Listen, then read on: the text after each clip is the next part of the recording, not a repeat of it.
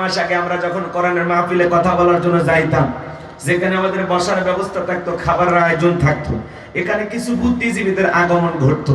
এরা দিত আমাদেরকে প্রথম সবক, হুজুর এটা বলা যাবে না, ওইটা বলা যাবে না, এইটা বলবেন, ওইটা বলবেন না, কথা বলেন।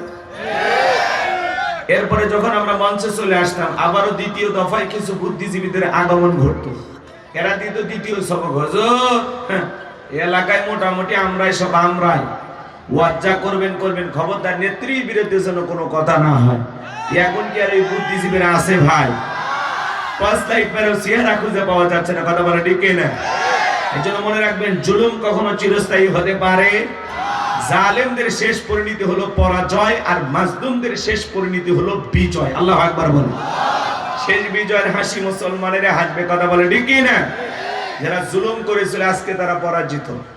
মনে রাখবেন, যৌবনের জোর আর ক্ষমতার জোর দুইটাই চিরকাল থাকে না, দুইটারই উত্থান পতন আছে না নাই? এই জন্য মনে রাখবেন, জালেমেরা বরাবর পরাজয় বরণ করবে, আর মাজলুমেরা সব সময় বিজয় লাভ করবে ইনশাআল্লাহ।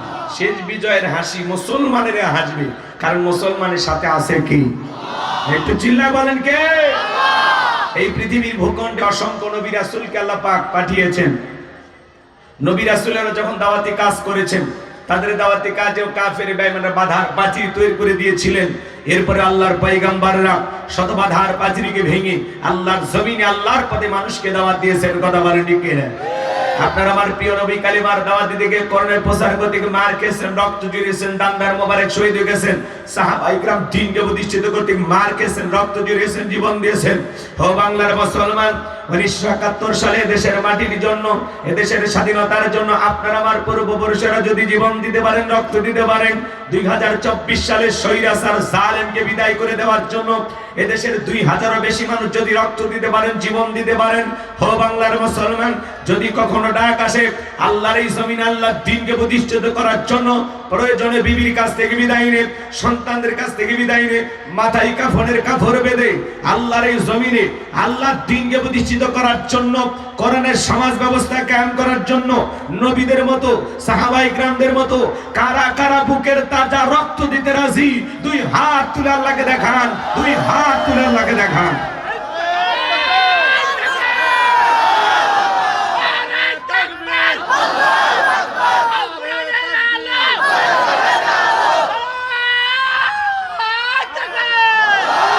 লিল্লাহি তাকবীর। হাত সোজা করেন, টান টান করে হাত তোলেন। আমি কি হাত নামাতে বলেছি?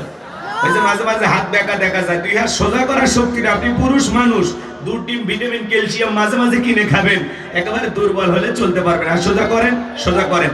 আমার আল্লাহ রাব্বুল আলামিন বলেন, ইন্নাল্লাহা আশতারা মিনাল মুমিনিনা আনফুসাহুম ওয়া আমওয়ালাহুম বিআন্না লাহুমুল জান্নাহ।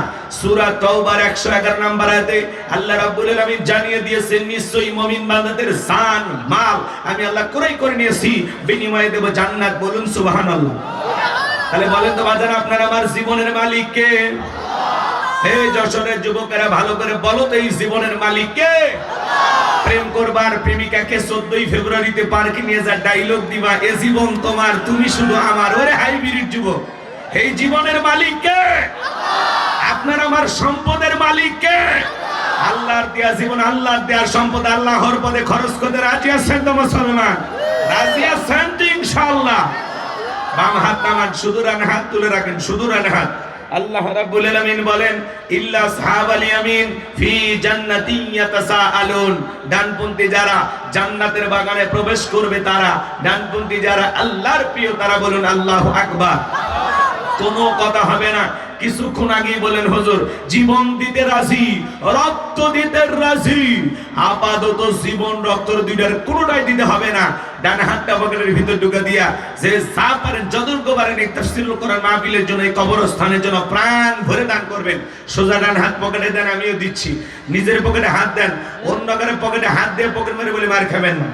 সবাই পকেটে হাত দেন। ছেলে পেলে যারা আছো বাবা, ব্যাগ নিয়ে, রুমাল নিয়ে, চাদর নিয়ে, যার কাছে যা আছে তাই নিয়ে মাঠে নামো, খেলা হবে,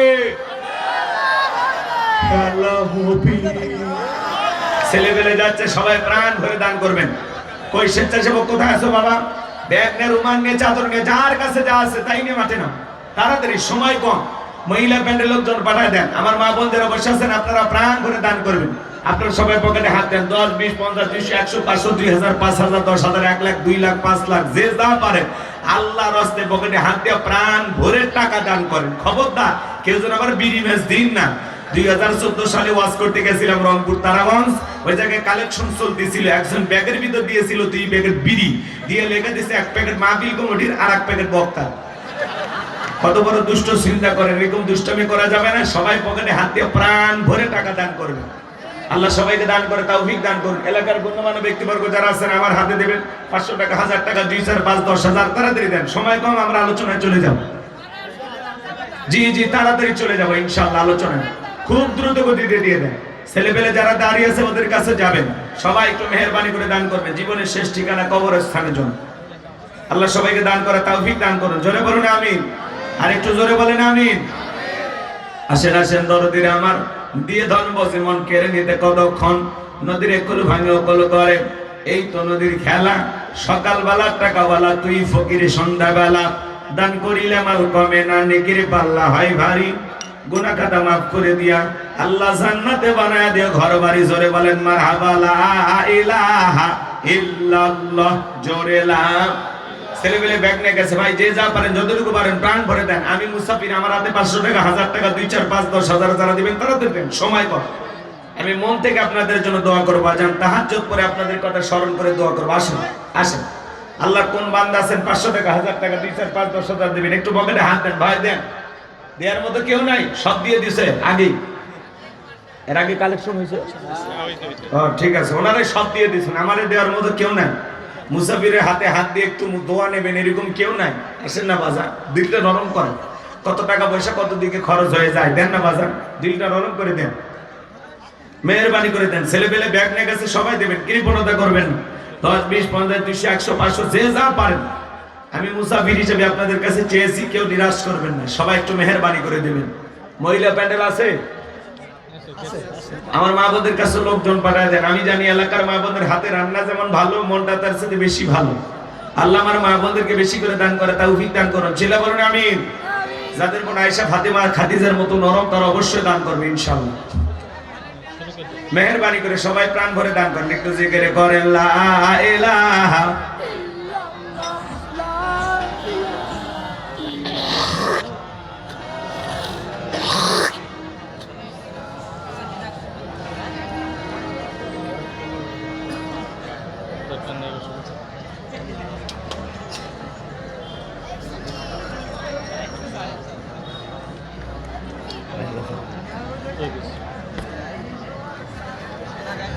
মাশাআল্লাহ।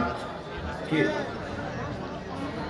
যাক, আলহামদুলিল্লাহ। ভাই আমার তো কিছু নিয়ে আসছে, আলহামদুলিল্লাহ। ভাই নামটা বলেন।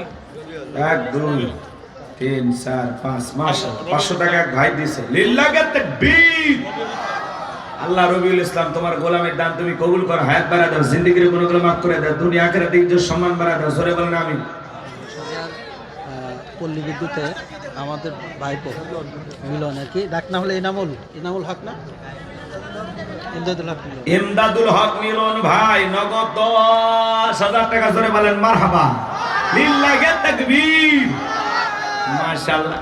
আল্লাহ তাআলা মিলন ভাই দান করেছে 10,000 টাকা। দুনিয়া আখিরাতের এই কোনো ঠেকা, বড় রাসূলের সাথে কি জান্নাতি করে দিও দেখা। টাকার রংগুলো বড় ভালো, অন্তরে জ্বালা দেয় করণের আলো। টাকার মধ্যে না জিরা, আল্লাহ গোলাম রব্বানি দোয়া দেনা ফিরা। জোরে কোন মারহাবা। আরেকজন বাবাজি কি নাম? নাম হলো তৈব আলী। কথার মধ্যে নেই জোড়া তালি, যাইন একেবারে খালি, নগদ 500 টাকা। জোরে বলেন মারহাবা, লিল্লাহি তাকবীর। নুরুল ইসলাম ভাই 500 টাকা। আল্লাহ কবুল করো, হায়াত বাড়ায় দাও, জিন্দেগির গুনাহগুলো মাফ করে দাও, দুনিয়া আখিরাতে ইজ্জত সম্মান বাড়ায় দাও। জোরে বলেন আমিন। ভাই যারা ব্যাগ নিয়ে গেছেন দয়া করে টাকাগুলো মঞ্চে নিয়ে আসুন। ভাই এই ছেলে পেলে কথা বলা যাবে না, আস্তে আস্তে, তোমরা এত আওয়াজ করবে কেন? এই টাকা নিন, কথা বললেন না, সব ব্যাগ এক জায়গায় করেন ভাই, ওই টাকাগুলো এক জায়গায় করেন। মহিলা প্যান্ডেলের টাকা এক জায়গায় করেন। চলেন আমরা আলোচনায় চলে যাই, আর কষ্ট দেব না। আমি একটু, যেহেতু লিখেছেন তাফসিরুল কোরআন মাহফিল, আলোচনা তাফসির ভিত্তিক হওয়া দরকার আছে না নাই?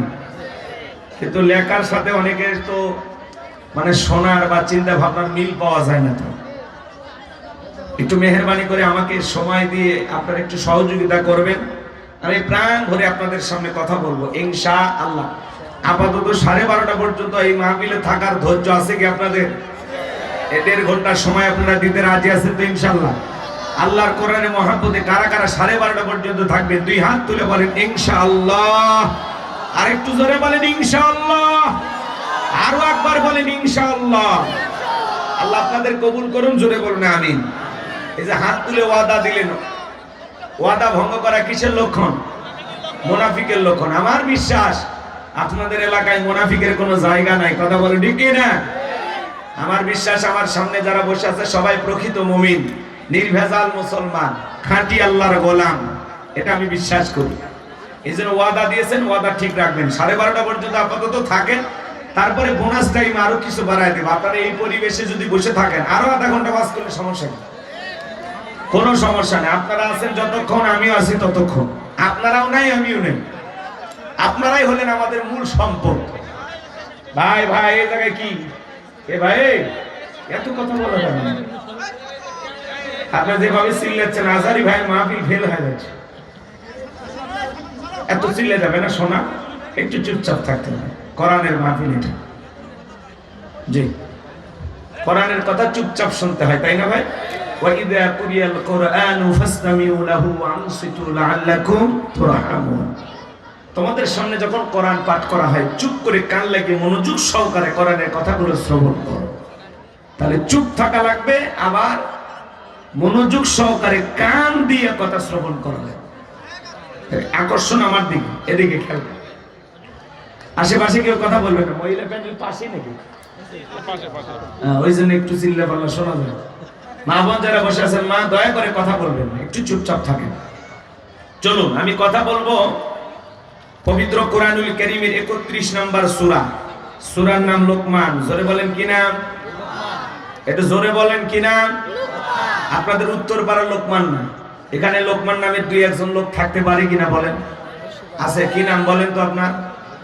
লোকমান নামের কেউ আছেন? আছে? মাশাআল্লাহ, আপনার নাম লোকমান? লোকমানে হাকিম, মাশাআল্লাহ, পাওয়া গেছে একজনকে। এদিক খেয়াল করবেন, মনোযোগ দেবেন। কোরআনের কথাগুলো যদি আপনারা একটু চুপচাপ শোনেন, মনোযোগ সহকারে শোনেন, তাহলে ভালো লাগবে ইনশাআল্লাহ। মনটা আবু বকরের মতো নরম করে বসেন, যত বলবো তত মজা পাবেন। আর মনটা যদি আবু জেলের মতো 2 নাম্বারই আর পেঁয়াজ গোছ দিয়ে ভরা থাকে, যত শুনবেন শয়তানি তত বাড়বে। কারণ আবু জেল সারা রাত কোরআন শুনেছে, সকালবেলায় বলতো নবী মুহাম্মদ পাগল, জাদুকর, গণক, কবি। জোরে কর নাউজুবিল্লাহ। সারা রাত কোরআন শুনে সকালবেলা কি বলতো? পাগল। এরকম কিছু লোক আছে কোরআন শোনে না, 2-1টা কথা শুনবে আর 4টা সমালোচনা করবে। আমরা যেন এরকম না হই, আল্লাহ যেন আমাদের হেদায়েত দান করেন। জোরে বলেন আমিন। সূরার নাম লোকমান। মোট আয়াত আছে 34টি, রুকু আছে 4টি। বিশ্বনবীর মক্কার জিন্দেগিতে আল্লাহ তাআলা এই সূরাটি নাজিল করেছেন। এই লোকমানে হাকিম একজন জ্ঞানী ব্যক্তি ছিলেন। এই লোকমানে হাকিম সাধারণ একজন মানুষ ছিলেন, নবীও ছিলেন না, রাসূলও ছিলেন না। কিন্তু এই সাধারণ মানুষকে আল্লাহ পাক স্মরণীয় করে রেখে দিলেন। কারণটা কি? কারণ আছে না নাই? জোরে বলেন, কারণ আছে না নাই?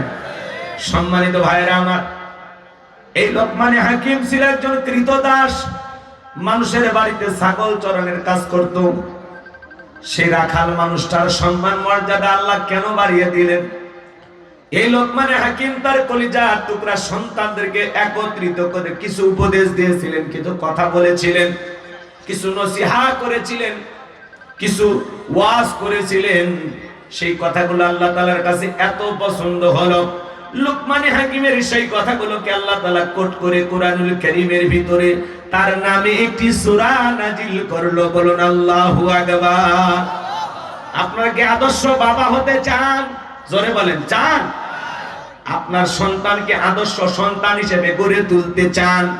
আদর্শ বাবা হবেন কিভাবে, আর সন্তানকে আদর্শ সন্তান হিসেবে কিভাবে গড়ে তুলবেন? মনে রাখবেন, ছাগলের পেট থেকে জন্ম নিলেই ওইটা ছাগলের বাচ্চা, গরুর পেট থেকে জন্ম নিলে ওটা গরুর বাচ্চা, কিন্তু মানুষের পেট থেকে জন্ম নিলে ওটা মানুষের বাচ্চা হয় না। ওকে মানুষের মতো মানুষ করে তোলা লাগে, মানুষের মতো মানুষ হিসেবে গড়ে তোলা লাগে। কথা বলেন। শিক্ষকের কাছে অভিভাবকেরা সন্তানকে দিয়ে বলে কি যে হুজুর বা স্যার আমার এই সন্তানটাকে দিলেন একটু মানুষ বানাবেন। কথা কয় না? কি বানাবেন? মানুষ বানাবেন। তার মানে দেখতে মানুষের মতো, কিন্তু সবাই মানুষ হয় না। কিছু কিছু মানুষের আচরণ চতুষ্পাদ জন্তু জানোয়ারের চাইতেও নিকৃষ্ট হয়। এই জন্য আল্লাহ বলেন উলাইকা কালা আনআম বাল হুম আদল। কিছু কিছু মানুষ আছে যাদের আচার চরিত্র ওঠা পেশা চতুষ্পাদ জন্তু জানোয়ারকে হার মানে, এর চাইতেও নিকৃষ্ট। নেতানিয়াহুকে যদি আপনারা মানুষ বলেন, বলে তো উনি মানুষ। হ্যাঁ, যে ফিলিস্তিন এইভাবে মুসলমানদেরকে হত্যা করে, আর যাই হোক একে মানুষ বলা যায়? এরাই হলো চতুষ্পাদ জন্তু জানোয়ার, তার চাইতেও নিকৃষ্ট। সম্মানিত ভাইরা আমার, এই লোকমানে হাকিম তার সন্তানকে একত্রিত করে কিছু কথা বলেছিলেন, যে কথাগুলো আল্লাহ তাআলার কাছে পছন্দ হয়েছিল। যদিও লোকমানে হাকিম চেহারাটা ছিল তার কালো, ঠোঁটগুলো ছিল মোটা, দেখতে মানুষ হিসাবে খুব বেশি লম্বা ছিলেন না, খাটো মানুষ ছিলেন। চেহারা ছিল কালো, অন্তর ছিল ভালো। তার জবানের কথাগুলো আল্লাহ তাআলার কাছে এতটাই পছন্দ হলো, এই জন্য আল্লাহ তাআলা তার নামে কোরআনুল কারীমের ভিতরে একটি সূরা নাজিল করলো। বলুন আল্লাহু আকবার। সেই লোকমানে হাকিমের জীবনী থেকে আমি কথা শোনাবো বাজার। যদি লোকমানে হাকিমের ঘটনা এবং কাহিনীগুলো বলতে যাই সারা রাত চলে যাবে, এত কথা বলে শেষ করা যাবে না। আমি সংক্ষিপ্ত কিছু কথা আপনাদের সামনে তুলে ধরবো। আল্লাহ যেন তার এই গোলামকে বলার তৌফিক দান করেন। চিল্লা বলেন আমিন। জবান ছেড়ে সবাই একটু মহাব্বতে আমার সঙ্গে তেলাওয়াত করুন। আউযু বিল্লাহি মিনাশ শাইতানির রাজিম। বিসমিল্লাহির রাহমানির রাহিম। বিতাড়িত মুর্দার শয়তানের কাছ থেকে আল্লাহ পাকের কাছে আশ্রয় প্রার্থনা চাচ্ছি। পরম করুণাময় দয়ালু আল্লাহ তাআলার নামে শুরু করছি। আমরা যে কোনো কাজ শুরু করব কার নামে? বলেন তো বাজান, আল্লাহর নামে কাজ শুরু করলে কল্যাণ আছে না নাই? কোরআনুল কারীমের এই বিসমিল্লাহর যে কত শান, কত মান, কত মর্যাদা, কত ফজিলত। অক্ষর আছে 19টি, কিন্তু এর দাম কত জানেন? কথা বলেন না কেন? এই বিসমিল্লাহর কত দাম আপনারা জানেন? গিলাসে চাপ দিলেন আর পানি বিসমিল্লাহ ছাড়াই খেয়ে ফেলে দিলেন, মালিকের নামও নেন না। এরকম মুসলমান আছে না? তো বিসমিল্লাহর 2 মিনিট একটা যদি গল্প বলি, আপনারা রাগ করবেন না তো? আল্লাহর এক বুজুর্গ গোলাম একটি দ্বীনি মজলিসে কথা বলতেছিলেন। সেই পাশ দিয়ে একটা হিন্দু মেয়ে হেঁটে যায়। মেয়েটা চিন্তা করলো, দেখি তো মুসলমানেরা কি বলে। কোরআনের আকর্ষণে তাফসীরুল কোরআন মাহফিলে, ওয়াজ মাহফিলে হিন্দু মেয়েটা বসে গেল। আমাদের অনেক মাহফিলে হিন্দুরা আসেন, জোরে বলেন আসে কি? হিন্দু মেয়েটা বসে পড়ে গেল। আমার ভাইয়েরা, আল্লাহর সেই বুজুর্গ গোলাম আলোচনা করতেছেন, কুল হুয়াল্লাহু আহাদ। হে নবী আপনি বলুন আল্লাহ এক, আল্লাহ দ্বিতীয়। মেয়েটা জানতে পারলো সৃষ্টিকর্তার নাম আল্লাহ। আল্লাহর সেই বুজুর্গ গোলাম আলোচনা করতে করতে এক সময় গিয়ে বললেন, ইন্নাদ দীনা ইনদাল্লাহিল ইসলাম। আল্লাহর কাছে শুধুমাত্র কেবলমাত্র একটি ধর্ম মনোনীত, সেই ধর্মের নাম হলো ইসলাম। মেয়েটা যখন জানতে পারল সৃষ্টিকর্তার নাম আল্লাহ, শ্রেষ্ঠ ধর্মের নাম ইসলাম, মেয়েটা তখন চিন্তা করলো, আমি আর অমুসলিম থেকে বাড়িতে যাব না, আমি কালেমা পড়ে মুসলমান হব। বলুন সুবহানাল্লাহ। মেয়েটা এবার কালেমা পড়ে মুসলমান হয়ে গেল। বাড়িতে যাওয়ার পরে উঠতে বসতে বিসমিল্লাহ পড়ে। ওই যে বিসমিল্লাহর ফজিলতের আলোচনা শুনেছেন, উঠতে বসতে বিসমিল্লাহ পড়েন, উঠতে বসতে বিসমিল্লাহ পড়েন। হঠাৎ করে মেয়েটার মা আবার শুনতে জিজ্ঞাসা করেছে, মা তোর জবান দিয়ে কি যেন শুনলাম? মেয়েটা ডেকে বলে, মা মুসলমান হবে যারা, মিথ্যা কথা বলবে না তারা, অকুলু কওলান সাদীদা। মুসলমানেরা হবে সত্যবাদী, মুসলমান কখনো মিথ্যা কথা বলতে পারে। মেয়েটা ডেকে বলে, মা কয়েকদিন আগে মুসলমানদের একটি ধর্মীয় মাহফিলে, কোরআনের মাহফিলে গিয়ে, ওয়াজ মাহফিলে গিয়ে, মুসলমানদের দ্বীনি মজলিসে গিয়ে আমি কিছু আলোচনা শোনার পরে আমার ভিতরে আল্লাহ তাআলা পরিবর্তন করে দিয়েছেন। আমি কালেমা পড়ে মুসলমান হয়েছি। বলুন সুবহানাল্লাহ। এই কথা শোনার পরে ডেকে বলে, মা তুমি আমাদের একমাত্র আশা ভরসা। এসব কি শুনছে, এখনো সময় আছে মা, ইসলাম ধর্ম ত্যাগ করো। মেয়েটা ডেকে বলে, মা ইসলাম মানতে গিয়ে যে মজা আর স্বাদ, যে ভালো লাগা আমি পেয়েছি মা, আমার পক্ষে ইসলাম ধর্ম ছাড়া সম্ভব নয়। বলেন আল্লাহু আকবার। এইবার রাত্রি বেলায় বাবা চলে আসছে, ডেকে বলে, স্বামী সর্বনাশ হয়ে গেছে, আমাদের একমাত্র মেয়েটা কালেমা পড়ে মুসলমান হয়েছে, তাই নাকি? বলে হ্যাঁ। মেয়েটাকে ডাকলেন, জিজ্ঞাসা করে, মা এসব কি শুনছি, তুমি নাকি মুসলমান হয়েছো? মেয়েটা ডেকে বলে, যা শুনেছেন বাবা সত্য, আমি কালেমা পড়ে মুসলমান হয়েছি। বাবা অনেক ভাবে বুঝাইলেন, মা তুমি আমাদের আশা ভরসা, তুমি আমাদের বংশের গৌরব, তুমি মুসলমান হয়েছে, এই কথা প্রকাশ হয়ে গেলে সমাজের চোখে আমার মান সম্মান থাকবে না, আমার উঁচু মাথা নিচু হয়ে যাবে, বংশের মুখে চুনকালি পড়বে। আছে তো আসবে না।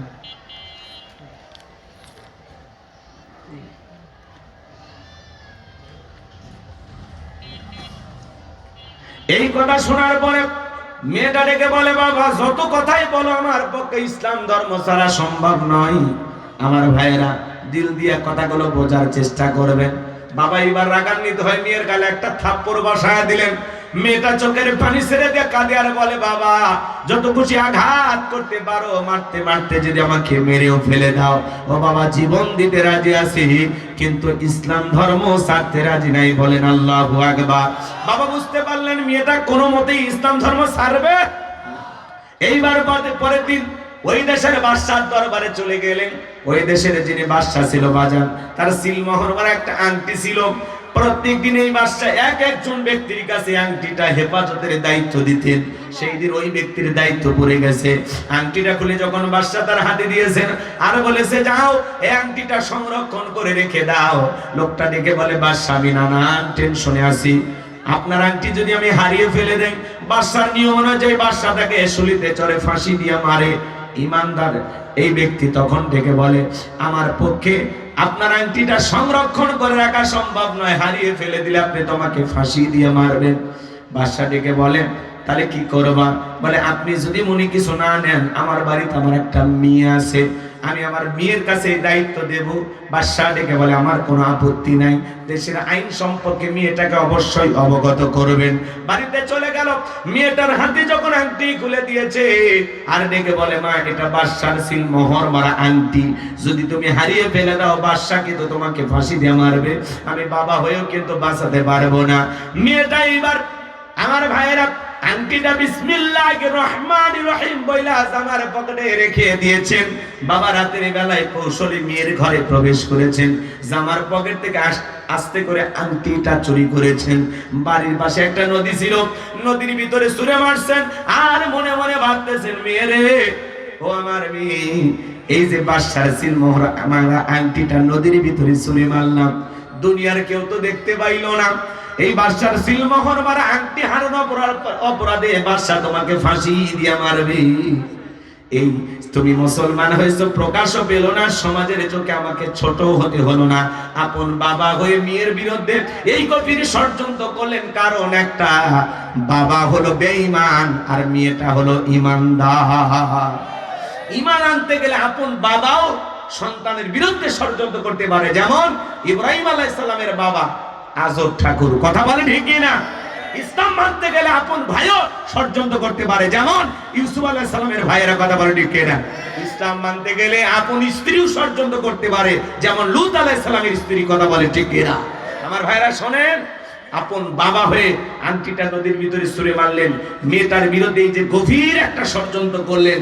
এরপরে মেয়েটার তকদির নসিব ভাগ্য কোন জায়গায় নিয়ে যায়, আমি কি পুরো ঘটনাটাই বলবো? আপনারা কি একটু শুনতে চান? কারা কারা হাত তুলে দেখান তো বাজান। লিল্লাহি তাকবীর। হাত নামান। আমার ভাইরা একটু অপেক্ষা করেন, আমি যে কথা বলতে চাচ্ছিলাম। আমার আল্লাহ রাব্বুল আলামিন বলেন, ওয়ালাকাদ আতাইনা লুকমানাল হিকমাতা আনিশকুরু লিল্লাহ ওয়া মান ইয়াশকুর ফাইন্নামা ইয়াশকুরু লিনাফসিহি ومن كفر فإن الله غني حميد।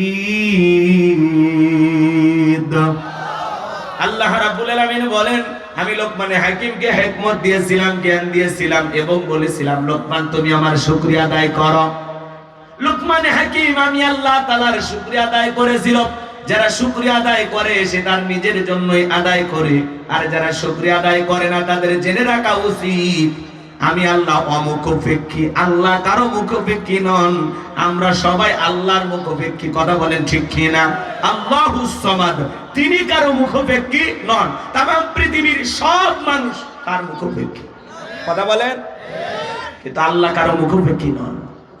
এই জন্য আল্লাহ বলতেছেন আমি কারো মুখাপেক্ষী নই, আমি আল্লাহ অমুখাপেক্ষী। গনিয়ুন হামিদ, আমি আল্লাহ নিজেই প্রশংসিত, সুবহানাল্লাহ বলেন। এই জায়গায় মনোযোগ দিয়ে শুনবেন। আল্লাহ বলেন আমি লোকমানকে কি দিয়েছিলাম?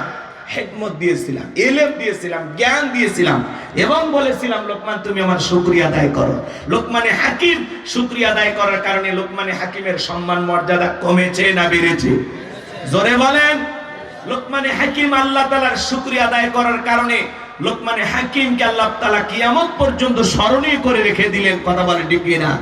এই জন্য বান্দা যখন যত বেশি আল্লাহ তাআলার প্রশংসা আদায় করবে সেই বান্দার তত মর্যাদা আল্লাহ বৃদ্ধি করে দিবে, কথা বলেন ঠিক কিনা?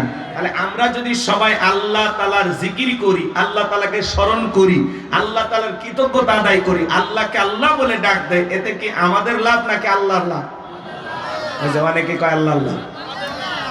শুকরিয়া আদায় করলে বান্দার লাভ, আল্লাহর কোনো লাভ নাই। না শুকরিয়া আদায় করলে বান্দার লস, আল্লাহর কোনো লস নাই। লাভ ক্ষতি যা সব বান্দার, আল্লাহর কোনো লাভ ক্ষতি নাই, আছে নাকি? আমার ভাইয়েরা, तमाम পৃথিবীর মানুষ যদি একত্রিত হয়ে আল্লাহকে আল্লাহ বলে ডাক দেয়, আমার আল্লাহর সম্মান মর্যাদা বাড়ে না?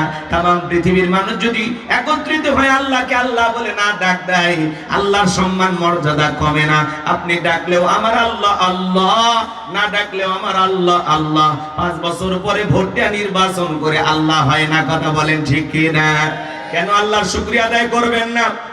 যে আল্লাহ তাআলা পৃথিবীর জমিনে আপনাকে আমাকে এক ফোঁটা নাপাক পানি থেকে সৃষ্টি করলেন, পৃথিবীর জমিনে মায়ের গর্ভ থেকে যখন পাঠিয়ে দিলেন, শরীরে কোনো পোশাক ছিল না, উলঙ্গ করে পাঠিয়েছিলেন। আজকে আপনার দেহ ঢাকার মতো পোশাক খেয়ে দিয়েছেন। এই যে শরীরে এত সুন্দর জামা পোশাক পরে আছেন, এটা কার দেয়া দান? রাগ করেন?